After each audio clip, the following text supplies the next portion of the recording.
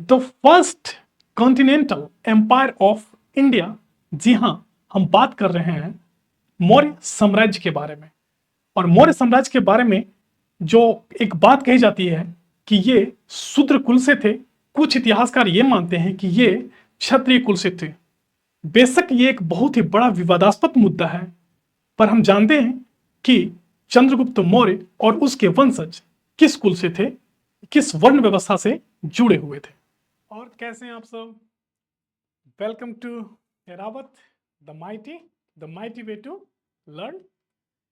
मैं V M Madhukar आप सभी का तहे दिल से स्वागत करता हूं। अभी जब हम क्लास के लिए आ रहे थे तो कुछ विद्यार्थीगण स्टूडेंट्स बोले कि सर आप आजकल क्लास के स्टार्टिंग में मतलब पहले कुछ कुछ मोटिवेशनल कहानियां बताया करते थे, वो अब नहीं बताते हो। तो ये कहानी हम तब बताते थे जब पाषाण काल का टाइम पीरियड चल रहा था, है ना।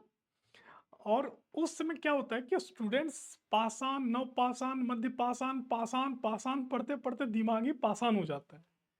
तो थोड़ा उसको इंटरेस्टिंग बनाने के लिए वो सारी कहानियां हम बीच में गढ़ते हैं ताकि बच्चों को लगाव बना रहे और इंटरेस्ट में हमेशा इसमें सब्जेक्ट में इंटरेस्ट हमेशा बना रहे। पर उससे भी और मजेदार कहानियां ये अब हो गई है जब से ये राजा महाराजा, उनके युद्ध कौशल, उनकी रणनीति, उनकी उनके जो जासूस हुआ करते थे, वो सारी चीजें बेहद ही रोमांचक है। आप सिर्फ ध्यान से सुना कीजिए इसको, है ना। आपको लगेगा कि आप उसी कालखंड में जी रहे हो। पता चला कि आप बिंबिसार के पास वाले गद्दी में, खाली वाले गद्दी में बैठे हो और देख रहे हो सारी चीजें कि हाँ बिंबिसार ऐसे लड़ा, ऐसे निर्णय लिया, फिर जब उसके पुत्र ने मारा तो कैसे मारा होगा, है ना।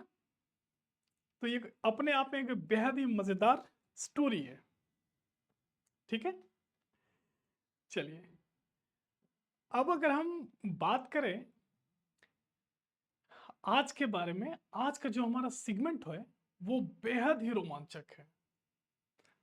आपको बस एक चीज का मतलब कि प्रॉमिस तो नहीं, मतलब कि हाँ एक लगाव, एक सहानुभूति के साथ ये बता सकते हैं कि आप सिर्फ क्लास को अभी तक जितने भी आपने क्लास हुए आप एक बार ध्यान से वो सुन लोगे और एक दो बार रिवीजन कर लोगे तो वन डे एग्जाम के लिए आपके लिए एकदम सफिशियंट है।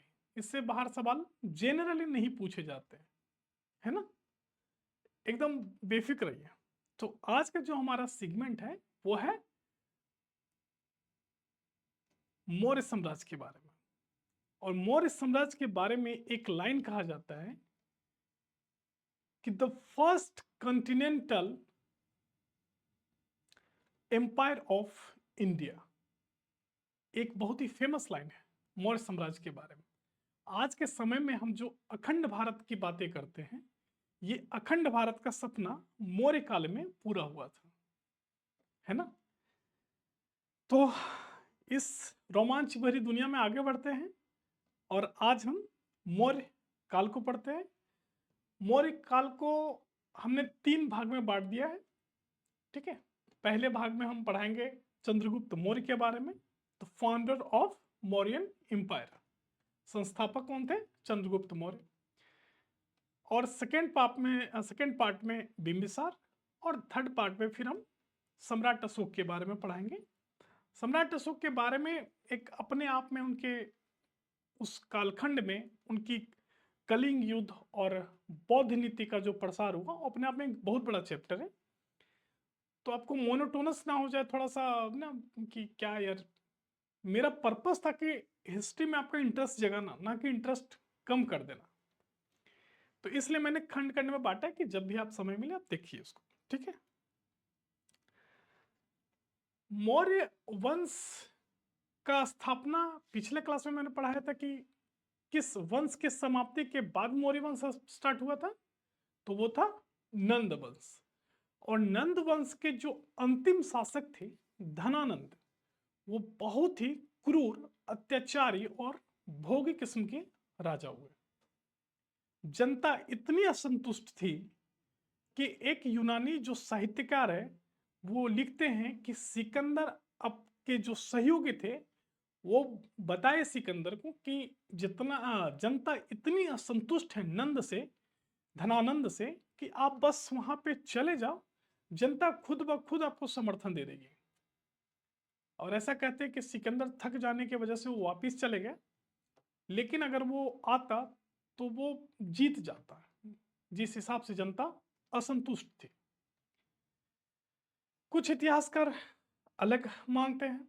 इतिहासकारों के बीच में अपना एक रहता है वर्चस्व की, कि जो मैंने बोला वही दी बेस्ट है, बाकी सब वर्स्ट है। ठीक है, खैर ये चलता रहेगा। तो इसमें एक बहुत ही मजेदार सी स्टोरी है। मजेदार सी स्टोरी क्या है कि जब पश्चिमोत्तर भाग से सिकंदर का आक्रमण हो रहा है, वो धीरे धीरे घुस रहा है, और यहाँ नंद जो है, धनानंद, वो बहुत ही भोगी और अत्याचारी हो चुका था। टैक्स का जो सिस्टम है, टैक्स काफी ज्यादा हाई कर दिया था।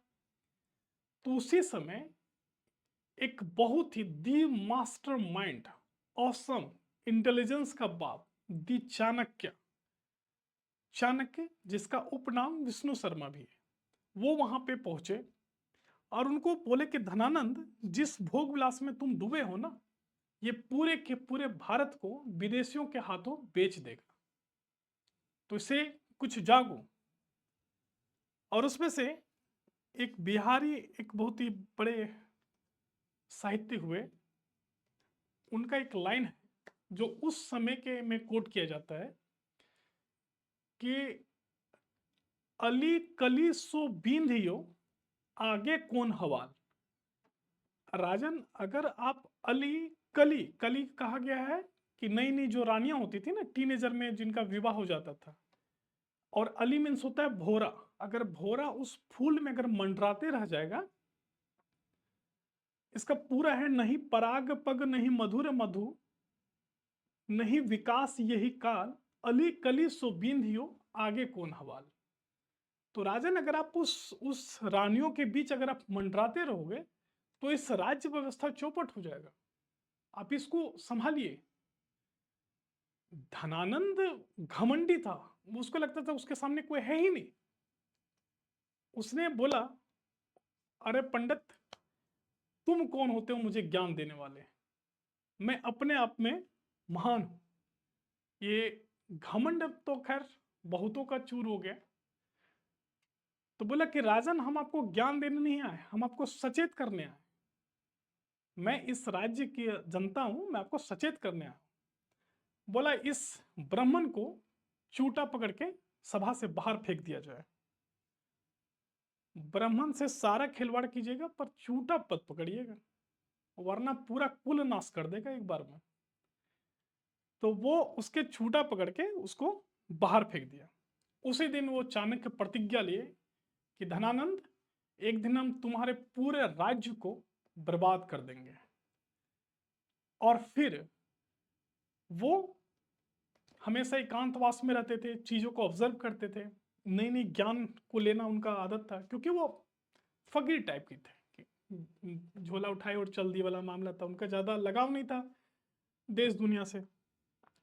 पर वो चलते चलते एक बार देखे कि कुछ बच्चों की जो टोली है ना, वो आपस में खेल रही है, और उसमें से एक बच्चा है, वो जस्टिस सिस्टम को इतना अच्छे से डिफाइन कर रहा है कि नहीं, अगर कुछ ऐसा इंसिडेंट होता है, कुछ ऐसा खेल होता है वहां पे, जो बच्चे बोलते हैं कि ये इसने चोरी के से मृत्यु दंड दिया जाता है, फिर वो बच्चा बोलता है कि नहीं, इसे एक मौका देना चाहिए, सुधार के भी कुछ नियम है।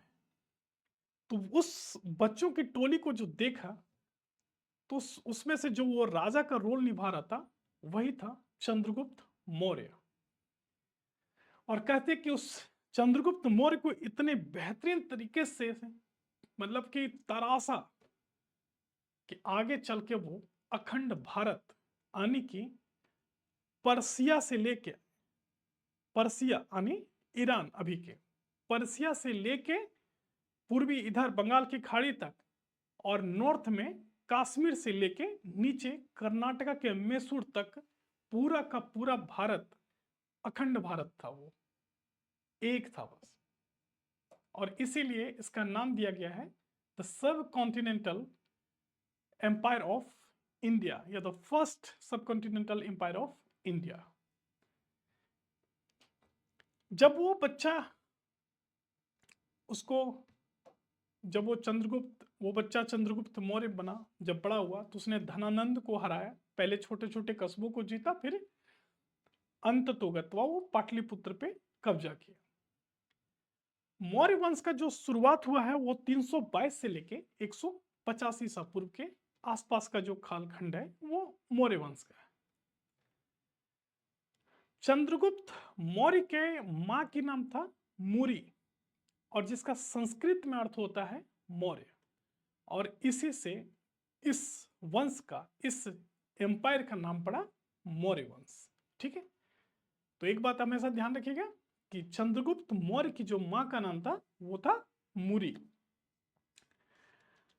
अब इनका जो रणनीति था वो इतना रोमांचक भरा है कि लगातार वो अन्य क्षेत्रों को जीतता हुआ चला जा रहा है, और जीतने के क्रम में उनका सामना होता है एक यूनानी यूनानी शासक, किससे? उसका नाम है सेल्यूकस निकेटर, है ना। सेल्यूकस निकेटर जो है, सेल्यूकस से उसका जो सामना होता है, तो चंद्रगुप्त मौर्य उसको हरा देता है उस युद्ध में। चंद्रगुप्त इसको सेल्यूकस को लगा क्या लड़का हैंडसम है, मतलब कि ठीक ठाक है, राजघराने से है। कोई भी स्त्री का बाप जो होता है वो लड़के में कुछ खूबियां देखता है, सबसे पहले ये देखता है कि दिखता कैसा है, और दूसरा ये देखता है कि इसका बैंक बैलेंस कितना है। अब ये दोनों के मामले में वो लंबा टिक कर चुका था चंद्रगुप्त। तो बोला कि यार चंद्रगुप्त, हम चाहते कि तुम मेरा दामाद बन जाओ। बोला ये सब हमारे वंश में, मगध वंश में तो पीढ़ियों से आता हो रहा है। बिंबिसार भी चाचा यही किए थे कि अ, विवाह करके और राज्य को अपने अधीन कर लेना। तो बोला ठीक है। तो बोला कि उसकी जो बेटी थी हेलेना, उससे चंद्रगुप्त मौर्य का विवाह कर दिए। तो बोला पापा जी, तो फिर दहेज में क्या है? दहेज में आप ले लो, पूरा अफगानिस्तान ईरान तक का एरिया ले लो, उसमें हम अब नहीं जाएंगे, हम जाते हैं कहीं और, है ना। तो बोले ठीक है, बात तो सही है, आप हमें दे दिए, लेकिन एज अ दामाद हम भी आपको कुछ देंगे। तो बोल क्या दीजिएगा आप? बोल चलो 500 हाथी आपके नाम हुए। लड़कियां ये बात सुन के रोमांच से भरपूर हो जाती होंगी, है ना, कि पहला दामाद होगा जिसने ससुर को कुछ दिया है। सही है, सही है। तो अगली बार जब आप ब्याह करो या ससुराल जाओ तो ससुर को कुछ दो, ठीक है, ससुराल से लूटने की कोशिश मत करो। बहुत इज्जत मिलेगा ससुराल में, है ना। चलिए, गलत कमेंट मत करियो, ठीक है। चले, तो फिर, और जब हम चंद्रगुप्त मौर्य के बारे में बात करते हैं तो पूरे साम्राज्य को जीतने के एक मामले में तुलना की अगर हमें किया जाए ना चंद्रगुप्त मौर्य और सिकंदर के बारे में, तो मुझे चंद्रगुप्त हमेशा हर पलड़े में हमको वो महान लगते हैं, क्योंकि सिकंदर बेवजह के नरसंहार करे, बेवजह के नरसंहार, और 30 वर्ष की अवस्था, 32 वर्ष की अवस्था में खुद ही निपट लिए। लेकिन चंद्रगुप्त मौर्य बहुत सारी मतलब कि रणनीति से वो राज्यों को जीतते चले गए, और अंत में उनको लगा कि सब तो जीत लिया, अब खुद को जीतने की बारी आई। तो वो कर्नाटका के श्रवण गोलबेला जगह है मैसूर के आसपास, वहां पे वो, आपको एक जैन धर्म में एक बताया होगा सल्लेखना और संतारा, संथारा, कांतारा नहीं, संथारा। तो सल्लेखना विधि में क्या होता है कि उपवास के माध्यम से धीरे धीरे देह का त्याग कर देना। तो चंद्रगुप्त मौर्य श्रवण गोलबेला में भद्रबाहु के संगत में आके वो जैन धर्म को अपनाए और फिर अंततोगत्वा संलेखना विधि से अपना देह का त्याग कर दिए। और उसके बाद जो शासक आए वो थे उनके पुत्र बिंबिसार, जो कि लगभग 298 से लेकर 273 ईसा पूर्व के आसपास का उनका कालखंड रहा। आज वाला जो टॉपिक है उसमें सिर्फ चंद्रगुप्त मौर्य के बारे में पढ़ेंगे, और कल का जो टॉपिक होगा उसमें बिंदुसार के बारे में पढ़ेंगे, और उसमें ये जानेंगे कि क्या बिंदुसार का जो एक टैग लगा है कि एक महान पिता के पुत्र थे और एक महान पुत्र के पिता थे, बिंदुसार के पुत्र अशोक हुए, सम्राट अशोक, क्या ये सच है या फिर बिंदुसार के जीवन में भी कई उपलब्धियां हुई है ना? वो सारी चीजें मजेदार तरीके से पढ़ेंगे। तो बाकी नोट्स के लिए, थोड़ा बहुत एक्सप्लेन के लिए, आपको जो एग्जाम के लिए बहुत इंपॉर्टेंट है उन चीजों को फिर स्टार्ट करते हैं। ठीक है, चलिए। तो चंद्रगुप्त मौर्य के बारे में एक बात कहा जाता है कि ये आप मैप देख पा रहे हो, ये मैप, ये हिंदुकुश दर्रा जो है, अरे भाई साहब इधर आ जाओ, कहाँ भाग रहे हो? हाँ, अखंड भारत है, मजाक थोड़ी है। तो ये लगभग ईरान जो है वो पर्सिया का, अभी तो ईरान है ना, पहले तो पर्सिया के नाम से जाना जाता था। तो यहां तक, यहां से लेके नीचे कर्नाटका वाले एरिया तक, यहां बंगाल की खाड़ी तक, ये सारा जो एरिया है वो चंद्रगुप्त मौर्य साम्राज्य के अधीन था, है ना?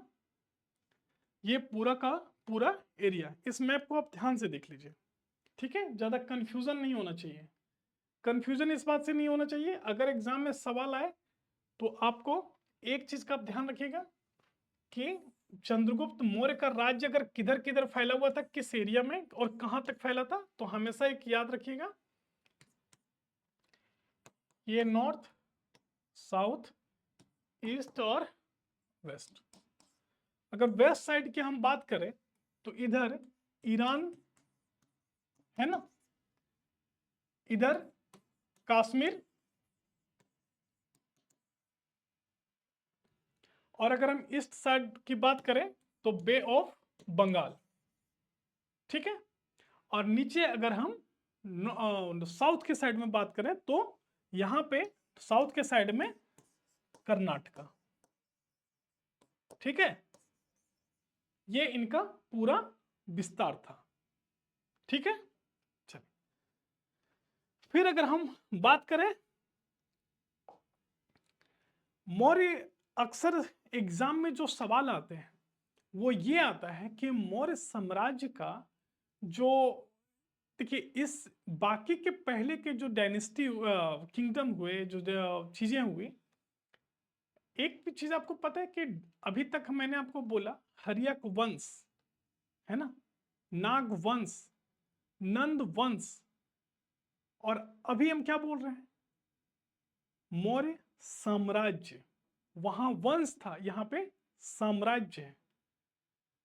तो वंश और साम्राज्य में क्या अंतर है पता है आपको? साम्राज्य में, डायनेस्टी में और एम्पायर में क्या अंतर है? डायनेस्टी और एम्पायर में एक अंतर होता है कि डायनेस्टी में इसके बाद, ए के बाद इसका बेटा बी बनेगा, इसके बाद जैसे महापद्मनंद के बाद धनानंद बनेगा, उसके बाद कौन बनेगा, पीढ़ी की बात होती है।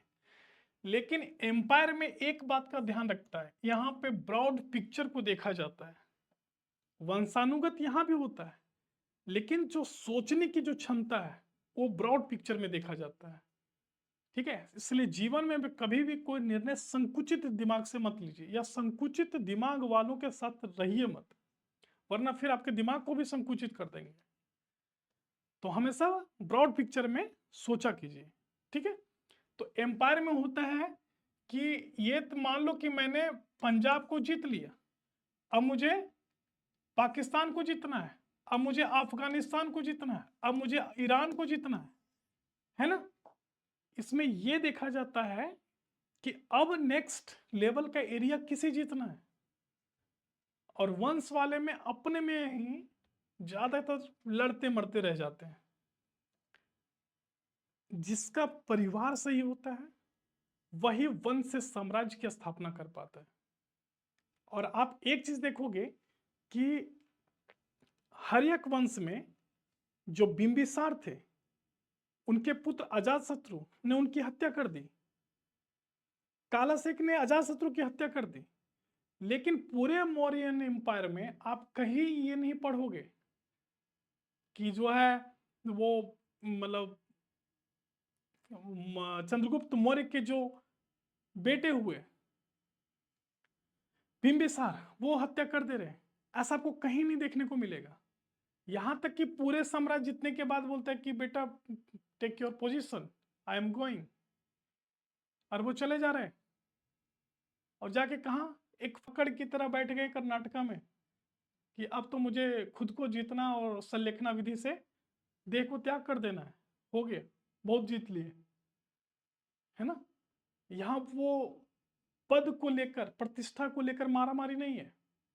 और यही एक वजह है कि पिछले अपने वंश पढ़ते पढ़ते अब आप एम्पायर को पढ़ रहे हैं, है ना।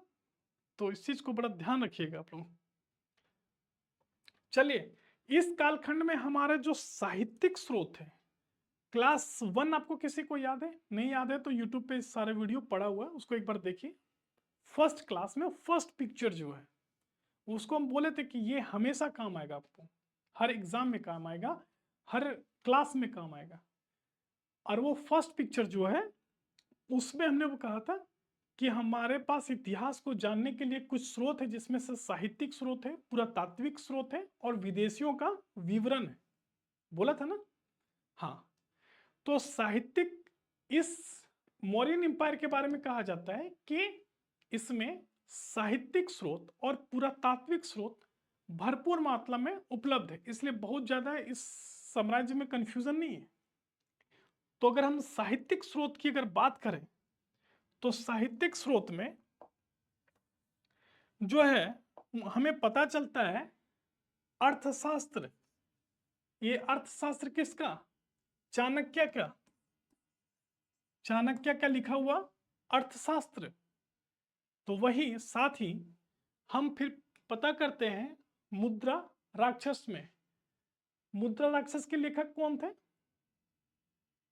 याद नहीं है ना, ये पूछता है एग्जाम में, बहुत इंपॉर्टेंट होता है कि मुद्रा राक्षस के लेखक कौन है। मुद्रा राक्षस के लेखक थे विशाख दत्त। विशाख दत्त, ठीक है, विशाख दत्त, मुद्रा राक्षस के लेखक विशाख दत्त। ये सब सारा डिस्कशन हुआ है क्लास 1 में। फिर एक कथा सरित सागर। कथा सरित सागर के राइटर कौन थे? सोमदेव। तो साथ ही बृहत कथा मंजरी में भी इसका पूरा चर्चा मिलता है। किसका? मौर्य साम्राज्य का। तो बृहत कथा मंजरी क्षेमेंद्र कृत, क्षेमेंद्र के द्वारा लिखा हुआ बृहत कथा मंजरी। और तब साथ बात करते हैं महाभाष्य के बारे में। इसके लेखक थे पतंजलि, है ना। इन सारे स्रोतों से हमें एग्जैक्ट उसके लोकेशन, उस कालखंड, हर एक एक चीजें, उनकी गतिविधियां, उनकी रणनीति, सारी चीजों के बारे में पता चलता है। फिर हम बात करेंगे एग्जाम में, जैसे आपका सवाल आएगा कि मौर्य साम्राज्य का उल्लेख इनमें से किस साहित्यिक स्रोत से प्राप्त होता है। 4 ऑप्शन होंगे, तो ये इसको ध्यान में रखिएगा, ठीक है। जैसे अगर हम बौद्ध साहित्य की बात करें तो दीपवंश, महावंश और दिव्यावदान, है ना। फिर अगर हम जैन साहित्य की बात करें तो कल्पसूत्र और परिशिष्ट पर्वन, परिशिष्ट पर्वन, है ना। इन सब से हमें मौर्य साम्राज्य के बारे में विस्तार पूर्वक वर्णन देखने को मिलता है। ठीक है, फिर अगर हम बात करते हैं विदेशी विवरण के बारे में, तो मेगास्थनीज जो इनकी सबसे फेमस बुक है, इंडिका, इंडिका गाड़ी नहीं, इंडिका बुक है ना, मेगास्थनीज की। ये जो कुछ बच्चे जो यहाँ पे मौजूद रहते हैं ना, बड़े ही शरारती है ना। कभी ये पतंजलि का आटा बोल देंगे, कभी इंडिका कार बोल देंगे, बहुत शरारती। पर ठीक है। दूसरा स्ट्रेबो, तीसरा जो है वो कार्टियस। ये जितने भी विदेशी आए भारत में उस कालखंड में, वो चंद्रगुप्त मौर्य और मौर्य साम्राज्य के बारे में विस्तार पूर्वक लिखे, है ना। फिर हम अगर पुरातात्विक स्रोत की बात करते हैं, तो पुरातात्विक स्रोत में अशोक के शिलालेख, जूनागढ़ के अभिलेख, मंदिर, स्तूप, गुफा और उस समय जो आहत मुद्राएं चलती थी, उन मुद्रा से भी हमें इनके बारे में जानकारी मिलती है ना। अभी कुछ बच्चा बोल रहा था कि सर एक बार चाणक्य पे क्लास लीजिए, लेंगे। इसके बाद एक पूरा का पूरा एक सीरीज होगा, एक क्लास होगा चाणक्य पे, द ग्रेट मास्टरमाइंड दी चाणक्य, चाणक्य पे लेंगे क्लास एक, है ना। ठीक है, ये एक फ्रेम समझ गए ना आप लोग। साहित्यिक स्रोत, विदेशी विवरण और पुरातात्विक स्रोत, ये कौन कौन से हैं जिनसे हमें मौर्य साम्राज्य की जानकारी मिलती है। ठीक है, चलिए, ये तो मैप आप देख लिए। अब हम चंद्रगुप्त मौर्य की बात करते हैं। पहला शासक तो यही थे, फाउंडर मिस्टर चंद्रगुप्त।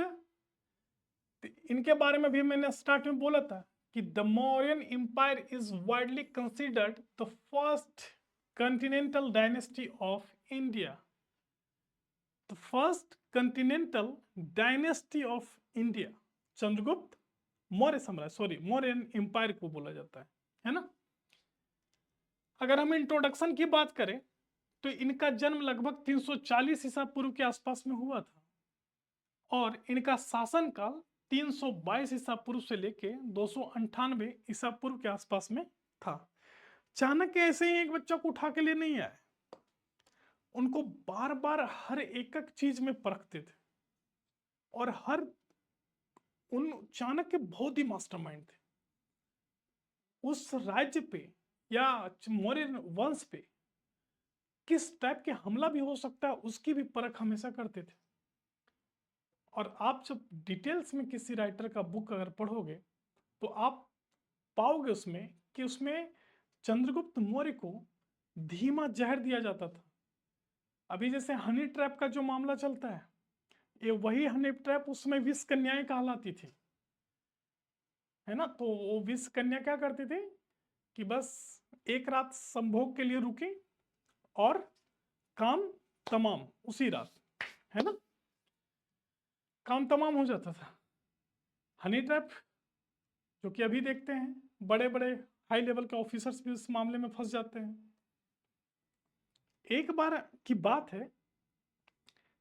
कि एक व्यक्ति सोया हुआ था और उसके गले में हार था। चाणक्य को पता था ये गुप्तचर है, लेकिन उसने किसी को बताया नहीं। तो चंद्रगुप्त और उसका जो एक साथी था, वो दोनों साथ में चाणक्य से ट्रेनिंग ले रहे थे।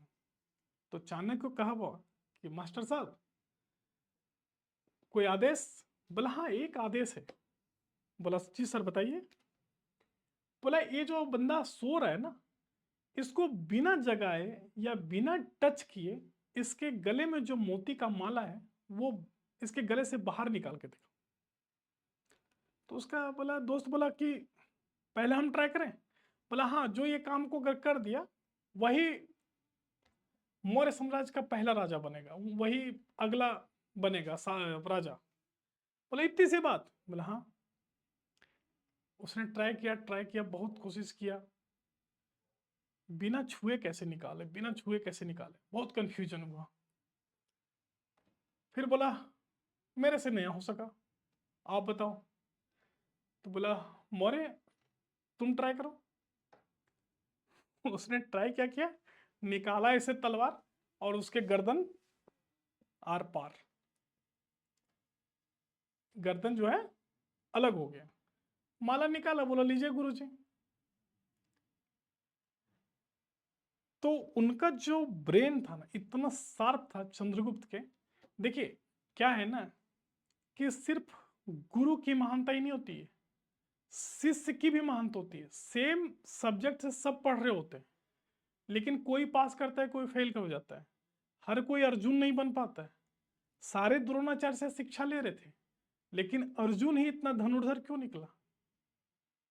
तो वो खुद का जो सेल्फ डिसिप्लिन है ना, खुद का जो कंसिस्टेंसी है, जो पागलपन है, वो किसी को महानतम के दरवाजे तक ले जाता है। कोई मीडियोकर रह जाता है और कोई निचले तबके में ही दम घोट लेता है ना। तो देखिए, ठीक है, बड़ा बोले जा रहे थे, कहानियां नहीं सुनाते, कहानियां नहीं सुनाते। इस पूरे मौर्यन एम्पायर में बहुत कहानियां सुनाएंगे, सुनो आप लोग, ठीक है।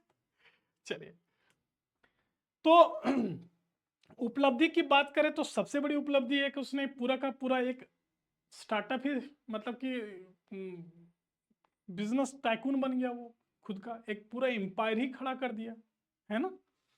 पूरा, इसकी राजधानी पाटलिपुत्र थी। इस कालखंड में ज्यादा छेड़छाड़ नहीं किया उसने, बोला पाटलिपुत्र बेस्ट है, यहीं पे नाव में गंगा नदी में सैर करेंगे और रात को थोड़ा सा तारों के मजे लेंगे, पाटलिपुत्र ही रहने दो, है ना।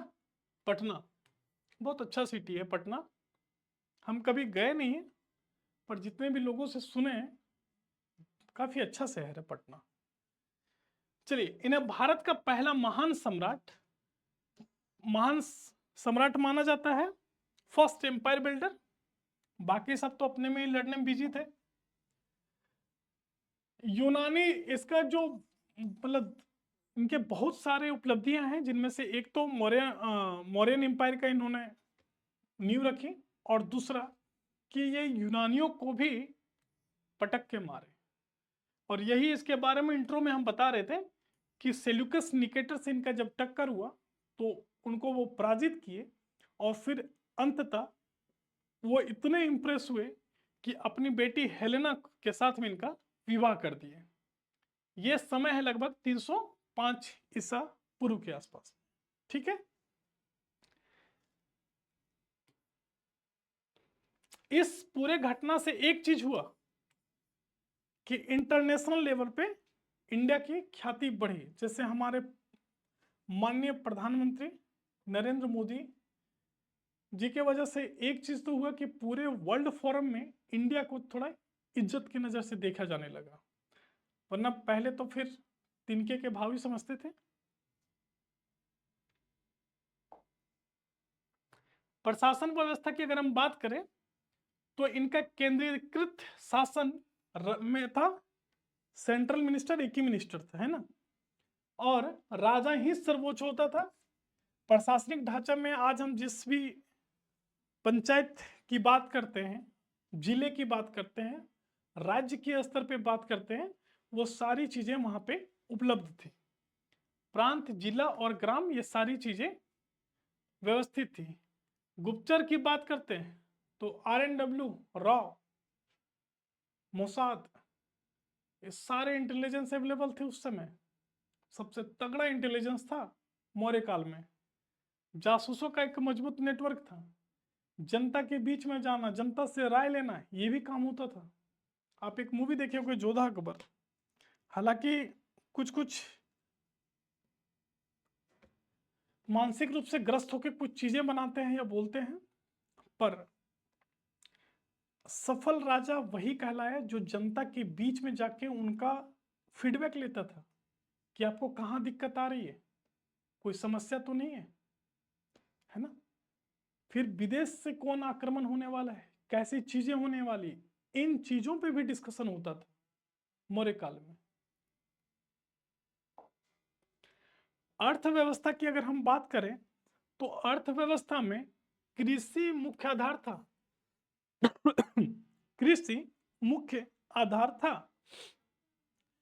और चाणक्य चंद्रगुप्त तो एक शिक्षा दिए थे कि कर प्रणाली जो है, टैक्सेशन सिस्टम जो है, कर होना चाहिए सूर्य की तरह। बोला कर टैक्स सूर्य से कैसे जोड़ लें? बोला देखो,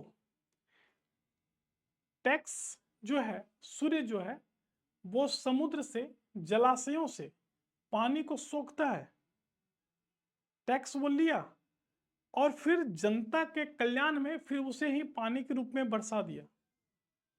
तो जनता को राहत इस लेवल तक मिलना चाहिए कि सब सोख लिए और दिए कुछ भी नहीं, फिर राजा, फिर वो पूरा जनता त्राहिमाम।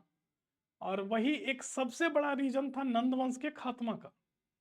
तो टैक्सेशन सिस्टम को चाणक्य इतना अच्छा एक्सप्लेन करते हैं कि सूर्य की तरह टैक्स लो, जलाशयों से लो और जन कल्याण के लिए ही फिर लगाओ, है ना, ताकि जनता को भार ना पड़े। कर प्रणाली व्यवस्थित थी, व्यापार विकसित हो रहा था, है ना, व्यापार भी कुछ अच्छा खासा धूमधाम से चल रहा था। अगर हम सेना की बात करें तो सारा सेना जो है, आर्मी एयरफोर्स और नेवी, ये सारे ठीक ठाक थे। विशाल सेना, पैदल सैनिक, घुड़सवार, हाथी, रथ सब मौजूद थे। हजारों की संख्या में हाथी और तमाम चीजें थी। कुछ लोग ऑब्जेक्शन करेंगे कि सर उसमें नेवी कहाँ था, लेकिन बाकी के जो चीज मैंने बोला उस पर ध्यान नहीं गया होगा कि यहाँ अगर हम बात कर रहे हैं कि नेवी के बारे में अगर हम बात कर रहे हैं और हम आर्मी के बारे में बात कर रहे हैं, पर उसका दिमाग जाएगा कहाँ पे? ये एयरफोर्स वाले में। समझ जाइए, एग्जाम आ रहा है, ठीक है। चलिए, फिर अंत में अगर उनकी हम बात करें, जो कि लगभग हम ये हमेशा बोले हैं कि पूरे क्लास का सार जो है हम इंट्रो में बताते हैं, धर्म और अंतिम जीवन के बारे में बात करते हैं, तो हमेशा एक विवादास्पद मुद्दा रहा है। कुछ इतिहासकारों का मानना था कि चंद्रगुप्त मौर्य जो है वो शूद्र है, कुछ का मानना था कि वो क्षत्रिय है। लेकिन तमाम साक्ष्यों के बाद में ये साबित भी होता है कि वो क्षत्रिय कुल से थे और शुरुआत में वो सनातन धर्म को माने और फिर अंत समय में वो जैन धर्म अपना लिए भद्रबाहु के संगत में आके, है ना। तो प्रारंभ में ब्राह्मण धर्म, बाद में जैन धर्म अपनाया और गुरु उनके भद्रबाहु बने। और श्रवण गोलबेला, ये कहां पे बताया मैंने भी, कर्नाटका, ठीक है, कर्नाटका के श्रवण गोलबेला में, वहां पे जाके वो संलेखना विधि से उपवास के माध्यम से अपना देह का त्याग कर दिए, ठीक है।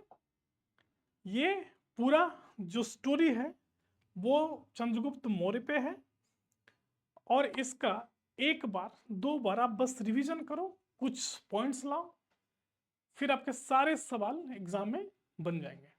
इस पे हम एमसीक्यूज का सीरीज जारी है, वो एमसीक्यूज पक्का लाएंगे और वो फिर एमसीक्यूज आपके तक प्रोवाइड करवाएंगे, ठीक है। चलिए, आज के लिए बस इतना ही। बहुत बहुत धन्यवाद। सब्सक्राइब